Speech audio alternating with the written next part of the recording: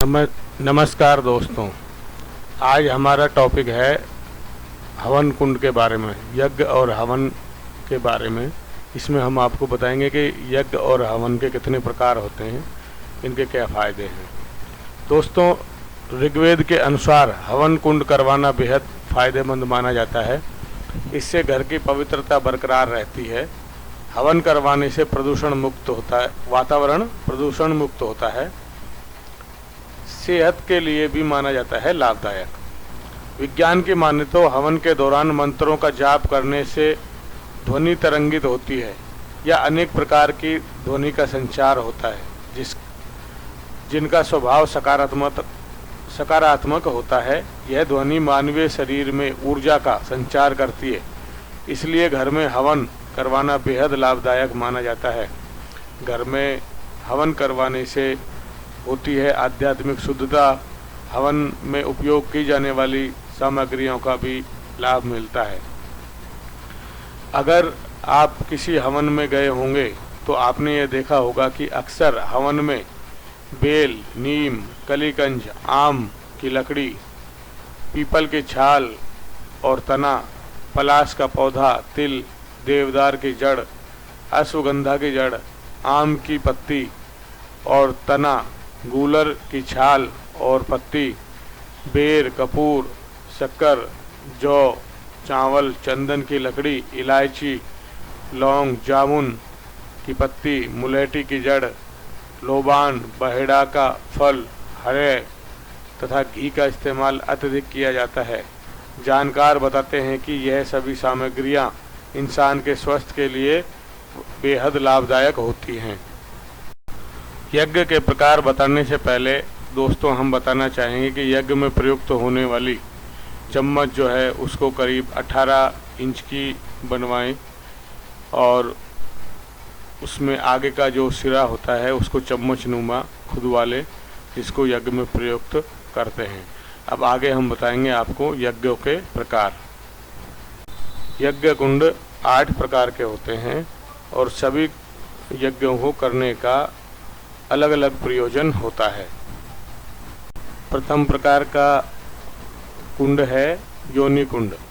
यज्ञ के प्रयोग में लाए जाने वाला यह कुंड योनि के आकार का होता है। इस कुंड को कुछ पान के पत्ते के आकार का बनाया जाता है। इस यज्ञ कुंड का एक सिरा अर्धचंद्राकार होता है तथा दूसरा त्रिकोणाकार होता है। इस तरह के कुंड का प्रयोग सुंदर, स्वस्थ, तेजस्वी व वीर पुत्र की प्राप्ति हेतु विशेष रूप से किया जाता है। दूसरे प्रकार का कुंड होता है अर्धचंद्राकार कुंड। इस कुंड का आकार अर्धचंद्राकार रूप में होता है। इस यज्ञ कुंड का प्रयोग पारिवारिक जीवन से जुड़ी तमाम तरह की समस्याओं के निराकरण के लिए किया जाता है। इस यज्ञ कुंड में हवन करने पर साधक को सुखी जीवन, पुण्य फल प्राप्त होते हैं। परिवार में सुख शांति हेतु पति पत्नी दोनों को एक साथ आहुति देनी पड़ती है। तीसरे प्रकार का कुंड है त्रिकोण कुंड। त्रिकोण कुंड का निर्माण त्रिभुजाकार में किया जाता है। इस यज्ञ कुंड का विशेष रूप से शत्रुओं पर विजय पाने और उन्हें परास्त करने के लिए किया जाता है। अगला कुंड है व्रत कुंड। व्रत कुंड गोल आकृति लिए होता है। इस कुंड का विशेष रूप से जन कल्याण और देश में सुख शांति बनाए रखने के लिए किया जाता है। इस प्रकार के यज्ञ कुंड का प्रयोग प्राचीन काल में बड़े बड़े ऋषि मुनि लोक कल्याण के लिए किया करते थे। पांचवें प्रकार का कुंड है सम अष्टास्त्र कुंड। इस कुंड के अष्टाकार कुंड का प्रयोग रोगों के निदान की कामना के लिए किया जाता है। सुखी, स्वस्थ और सुंदर निरोगी बने रहने के लिए ही यज्ञ कुंड में हवन करने का विधान है।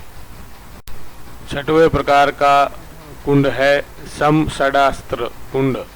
यह कुंड 6 कोण के लिए होता है। इस प्रकार के यज्ञ कुंडों का प्रयोग प्राचीन काल में बहुत अधिक होता था। प्राचीन काल में राजा महाराजा शत्रुओं में वैमनस्यता का भाव जागृत करने के लिए इस प्रकार के यज्ञ कुंडों का प्रयोग करते थे। 7वें प्रकार का कुंड है चतुष्कोण कुंड। इस यज्ञ कुंड का प्रयोग साधक अपने जीवन में अनुकूलता लाने के लिए विशेष रूप से करता है। इस यज्ञ कुंड में यज्ञ करने से व्यक्ति की भौतिक हो अथवा आध्यात्मिक हो, दोनों प्रकार की इच्छाओं की पूर्ति होती है। अगले प्रकार का कुंड होता है पद्म कुंड। कमल के फूल के आकार के लिए यह यज्ञ कुंड 18 भागों में विभक्त करने के कारण अत्यंत ही सुंदर दिखाई देता है।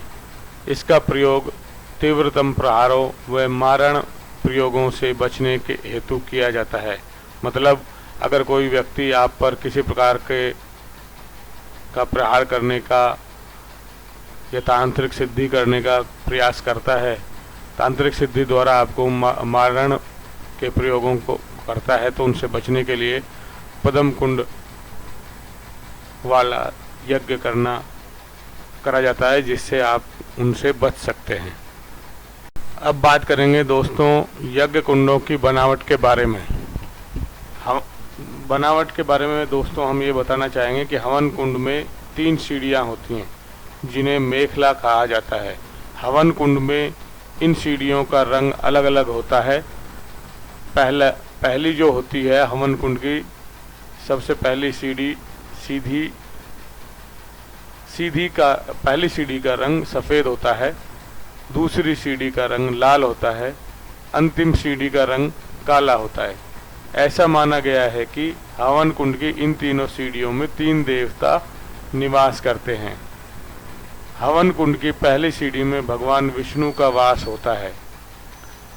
हवन कुंड की दूसरी सीढ़ी में ब्रह्मा जी का वास होता है तथा हवन कुंड की तीसरी और अंतिम सीढ़ी में भगवान शिव का वास होता है। अब बात करें दोस्तों आहुति के अनुसार हवन कुंड की साइज क्या होना चाहिए। तो हवन कुंड का साइज के बारे में हम बताना चाहेंगे कि अगर आपको हवन कुंड में 50 या 100 आहुति देनी है तो कनिष्ठा उंगली से कोहनी तक 1 फुट से 3 इंच तक के माप का हवन कुंड का तैयार करें। यदि आपको 1000 आहुति का हवन करना है तो आप इसके लिए 1 हाथ लंबा यानी कि 1 फुट 6 इंच का हवन कुंड तैयार करें।